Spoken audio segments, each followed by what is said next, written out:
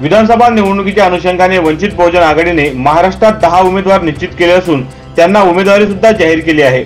त्यातच आता दर्यापूर विधानसभेकरिता वंचित बहुजन आघाडीकडून सामाजिक कार्यकर्ते भीमराव कुराडे हे निवडणूक लढण्यास इच्छुक असून त्यांनी या संदर्भात वंचितच्या वरिष्ठ श्रेष्ठीकडे उमेदवारीकरिता मागणी सुद्धा केली आहे, अशी माहिती त्यांनी पत्रकार परिषदेत बोलताना दिली आहे। त्याचा उद्देश असा आहे की आता येणारी जे विधानसभा आहे, वंचित बहुजन आघाडी या पक्षावर माझी लढण्याची इच्छा आहे। मी जर लढलो तर मला तरी असं वाटते की दर्यापूर तालुक्यातून माझा विजय प्राप्त होणार आहे।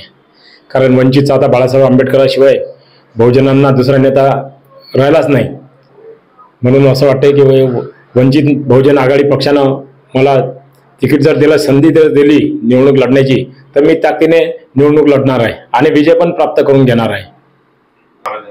जर आता पक्षानं जर त्यांना उमेदवारी दिली तर मी म्हणजे स्वइच्छेनं दिलदारपणे त्यांच्यासोबत राहणार आहे। कारण जो पक्ष करीन ते पूर्व दिशा आहे, पक्षाच्या विरोधात अशी कोणती भूमिका घेणार नाही। काय ध्येय काय तुमचं मतदारसंघामध्ये निवडणूक लढण्यावर? निवडणुकीचं म्हणजे ध्येय एकच आहे की बाबा पांदन रस्ते भ्रष्टाचार मुक्त दर्यापूर तालुका झाला पाहिजे। आता आमचा लोथवड दहंडा आणि हा रस्ता जो आहे दर्यापूर खूप उघडलेला आहे, किती बरेच 2 वर्षापासून पाठपुरावा करत आहोत, पण अजूनही त्या रस्त्याची डागडुगी चालू आहे। गड्डे भरतात, मागून वाहन आलं की उकरते अशी। म्हणजे आमच्या गावचा लोथवाडा ते कुटाचा पांदन रस्ता आहे, त्या पांदन रस्त्याचे संपूर्ण गावांनी आंदोलन केलं, परंतु अजूनपर्यंत ही 10-20 वर्षापासून यश आलं नाही।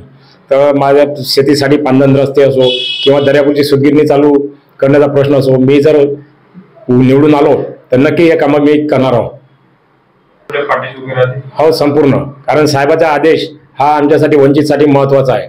साहेबाच्या आदेशाच्या विरोधात असं कोणीच असं काम करणार नाही।